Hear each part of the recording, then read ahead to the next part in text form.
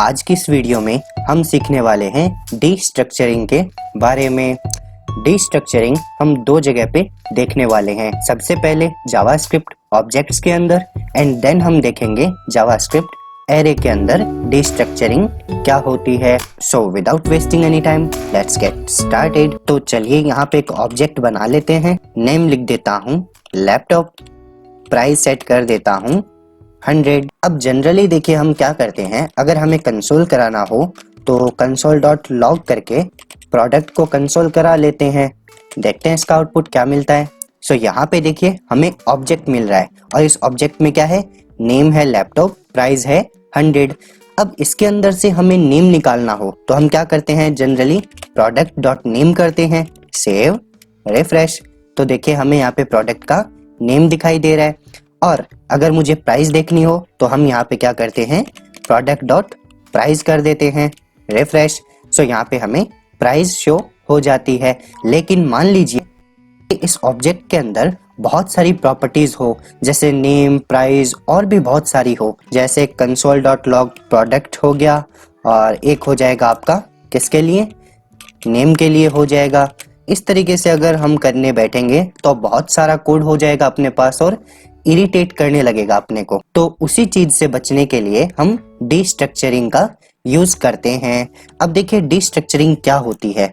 यहाँ पे मैं इस कोड को हटा देता हूँ एक बार और यहाँ पे लिखता हूँ मैं कॉन्स्ट के आगे मैं कर्ली ब्रैकेट लगाऊंगा और जस्ट इक्वल साइन लगा के लिख देता हूँ। अभी देखिएगा, अब मान लीजिए मुझे इस ऑब्जेक्ट के अंदर से क्या निकालना है, सिर्फ नेम चाहिए। तो इसके अंदर मैं क्या लिख देता हूँ, यहाँ पे नेम लिख देते हैं। अब अगर मैं कंसोल कराऊंगा तो मुझे क्या कराना होगा, देखिए console.log और जस्ट मैं यहाँ पे लिखता हूँ नेम, सेव करते हैं, आते हैं ब्राउजर पे और करते हैं रिफ्रेश। सो देखिए आउटपुट में मुझे क्या मिल रहा है, लैपटॉप मिल रहा है।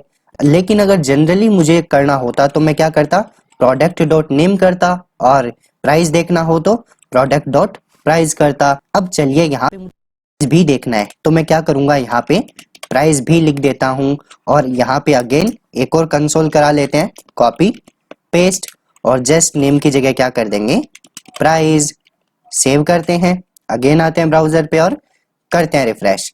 सो देखिए यहाँ पे नेम और प्राइस हमें दोनों डिस्प्ले हो रही है। इनडायरेक्टली हो क्या रहा है वो मैं आपको समझाने की कोशिश करता हूँ। यहाँ पे इनडायरेक्टली ये चीज हो रही है, देखिए यहाँ पे एक वेरिएबल बना हुआ है नेम से और इसके अंदर क्या स्टोर है, प्रोडक्ट डॉट नेम इसके अंदर स्टोर है। सेम एज इट इज एक और वेरिएबल बना हुआ है, इसके अंदर क्या स्टोर है, प्रोडक्ट डॉट प्राइस। तो इनडायरेक्टली ये काम यहाँ पे हो रहा है। देखिए जो नेम है आपका ये वाला, इसमें क्या स्टोर है, प्रोडक्ट डॉट नेम इसके अंदर स्टोर है और जो प्राइस है इसके अंदर क्या स्टोर है, प्रोडक्ट डॉट प्राइस स्टोर है। और यहीं पे हम क्या कर रहे हैं, नेम और प्राइस डायरेक्ट लिख के प्रिंट करा रहे हैं, कंसोल में आउटपुट देख रहे हैं। यहाँ पे एक चीज और मैं आपको बताना चाहूंगा, चलिए इसको मैं हटा देता हूँ और यहाँ पे देखिए जो नेम लिखा हुआ है, मान लीजिए मुझे ये नेम नाम से नहीं चाहिए तो मैं क्या करूंगा, इसका एलियास बना देता हूं। यहाँ पे मैं कर देता हूं, चलिए एफ नेम करके, कि जो नेम है उसको मैं कैसे यूज करूं, एफ नेम की तरह यूज करूं। जहां पे भी मुझे नेम लिखना है मैं एफ नेम लिखूंगा और उसके जैसे यूज करूंगा। तो अभी देखो जहां पे मैंने कंसोल में नेम लिखा है मैं यहाँ पे एफ नेम कर देता हूं और एक बार चलिए इस प्राइस को हटा देते हैं। अब देखिएगा आउटपुट में हमें क्या मिलेगा, सेव, रिफ्रेश। सो ये देखिए जो नेम करके हमें आउटपुट मिल रहा था वो अब हमें आउटपुट किससे मिल रहा है, एफ नेम करने से भी हमें सेम आउटपुट मिल रहा है। तो ये होता है एलियास बनाना। अब चलिए एरे के अंदर डीस्ट्रक्चरिंग कैसे काम करती है वो भी हम देख लेते हैं।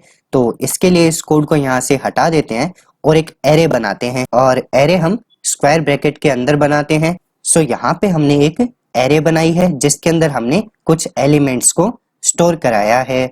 अब चलिए अगर मुझे आउटपुट देखना है तो कैसे देखेंगे, कंसोल करते हैं, console.log और देखिएगा यहाँ पे मुझे सिर्फ मेरा नेम देखना है। उसके लिए मुझे क्या लिखना पड़ेगा, डेटा और देखिए एरे स्टार्ट कहाँ से होती है, 0 पोजीशन से, तो मैं लिखूंगा यहाँ पे 0।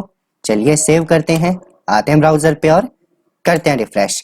सो देखिए यहाँ पे मुझे मेरा नेम मिल चुका है। सेम एज इट इज अगर मैं यहाँ पे 1 करता हूँ, सेव, रिफ्रेश, तो यहाँ पे मुझे 24 मिल जाएगा। और अगर मैं यहाँ पे 2 करता हूँ, सेव एंड रिफ्रेश, तो यहाँ पे मुझे मेरा प्रोफेशन जो है वो दिखाई दे जाएगा। तो ये तो था आपका पुराना तरीका। अब यहाँ पे जो डीस्ट्रक्चरिंग है वो कैसे काम करती है, चलिए वो भी देख लेते हैं।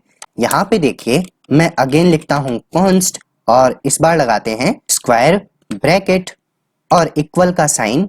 अब देखिए स्क्वायर ब्रैकेट में हमें क्या डाल देना है, जो भी आपकी एरे है डेटा नेम से उसको हमें इसके अंदर डाल देना है। जो फर्स्ट वैल्यू है यहाँ पे देखिए फर्स्ट वैल्यू है मेरा नेम, तो यहाँ पे मैं जो मेरा नेम है वो इस नेम एलिमेंट के अंदर स्टोर कराना चाहूंगा। और आगे है सेकंड वैल्यू 24, इसको मैं एज है मेरी, तो यहाँ पे मैं एक एज नेम के एलिमेंट में इसको स्टोर कराना चाहूंगा। और थर्ड वाला है मेरा प्रोफेशन, तो यहाँ पे मैं जो प्रोफेशन है, चलिए वर्क लिख देता हूँ यहाँ पे, जो मेरा प्रोफेशन है उसके अंदर मैं टीचर स्टोर कराना चाहूंगा। तो देखिए यहाँ पे बेसिकली मैं कर क्या रहा हूँ, जो आपकी एरे है डेटा नेम से उसका जो फर्स्ट एलिमेंट है नीलेश, उसको मैं किसके बर इक्वल मान रहा हूँ, जो सेकंड वाली एरे है उसके अंदर जो नेम एलिमेंट है इसके इक्वल मैं इसको मान रहा हूँ। तो एक तरीके से हम डीस्ट्रक्चर्ड यहाँ पे कर रहे हैं, जैसा हमने ऑब्जेक्ट में किया था। अब अगर मुझे इसका आउटपुट देखना है, फॉर एग्जांपल मुझे मेरा नेम देखना है, तो जस्ट मैं लॉग के अंदर क्या लिखूंगा, ओनली नेम मुझे लिखना है। सेव करते हैं, आते हैं ब्राउजर पे और करते हैं रिफ्रेश। सो देखिए ऑटोमेटिक मुझे यहाँ पे मेरा नेम दिखाई दे रहा है। अब अगर मुझे मेरी एज देखनी है तो जस्ट मैं यहाँ पे क्या लिखूंगा, एज, सेव, रिफ्रेश, तो मुझे मेरी एज मिल जाएगी। चलिए अगर मुझे मेरा वर्क देखना है तो यहाँ पे मैं क्या लिखूंगा, वर्क, सेव, आते हैं ब्राउजर पे और करते हैं रिफ्रेश। तो यहाँ पे मुझे मेरा जो प्रोफेशन है, वर्क है, वो भी यहाँ पे दिखाई दे रहा है। सो आई थिंक आपको डीस्ट्रक्चरिंग समझ में आ गई होगी। अगर फिर भी कोई डाउट्स रहे तो आप कमेंट सेक्शन में मुझसे जरूर पूछिएगा। और अगर वीडियो अच्छी लगे तो यार लाइक एंड शेयर कीजिएगा।